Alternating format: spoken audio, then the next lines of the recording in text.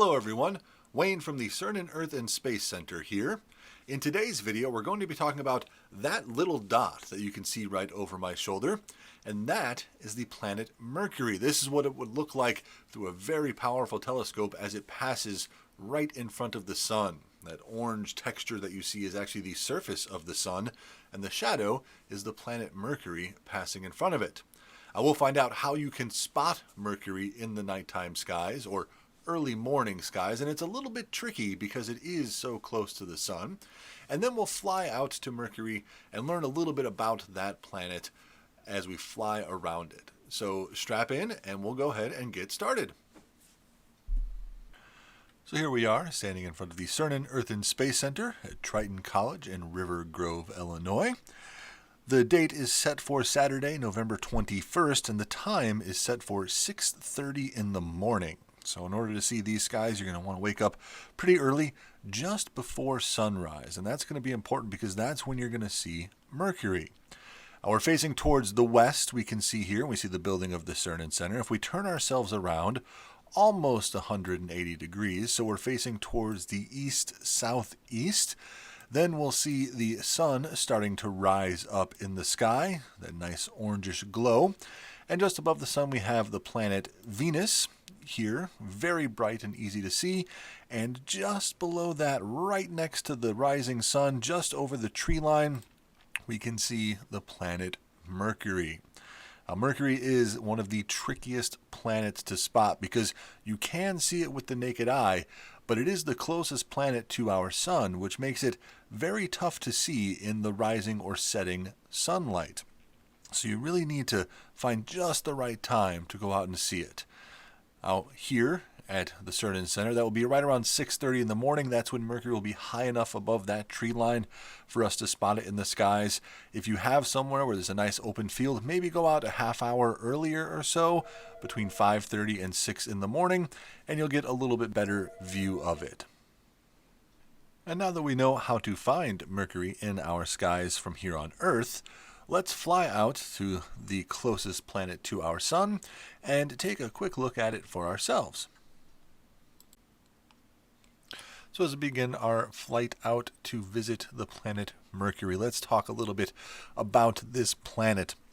It is the closest planet to our sun, and so because of that, it is very, very hot. But it's not the hottest planet in our solar system.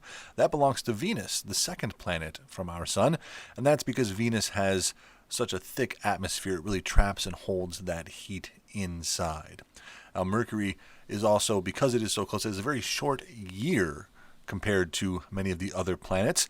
It only takes 88 Earth days for Mercury to travel around the sun once, compared to our 365 Earth days to go around. But because Mercury is so close to the sun, it doesn't rotate very fast.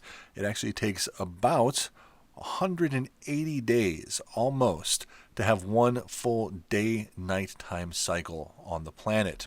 And because of that, Mercury is very hot on the one side that's facing the sun, but the other side that we can see here, the dark side, is very, very cold. There is a stark difference in temperature depending on if you're on the daylight side or the nighttime side.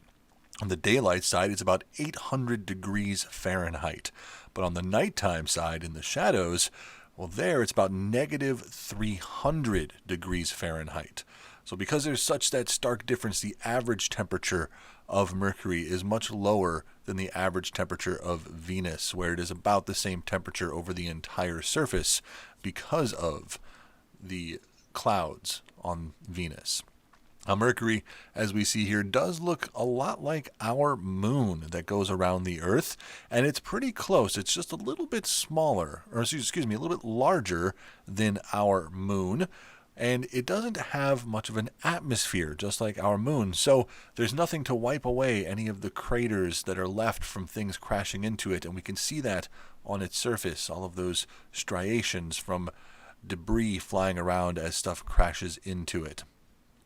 Mercury, much like Venus, does not have any moons.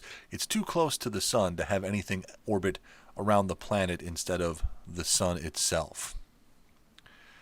And that is our quick look at the planet Mercury. There have been a couple of spacecraft that had visited this planet to get us some closer looks at it. Mariner 10 was one of the first to fly by the planet Mercury, and the Messenger mission was the first to orbit around this planet, and that just happened about 10 years ago, is when the first time we orbited around the planet Mercury. Well, thank you everyone for taking the time to learn a little bit about the closest planet to our sun, Mercury, with me today. Again, my name is Wayne from the Cernan Center at Triton College in River Grove. I hope you all enjoyed the video, and I hope you come back and see some more videos that we have coming out every Friday. Remember, though, that you really want to try and get out there and take a look at your night skies. Thank you very much.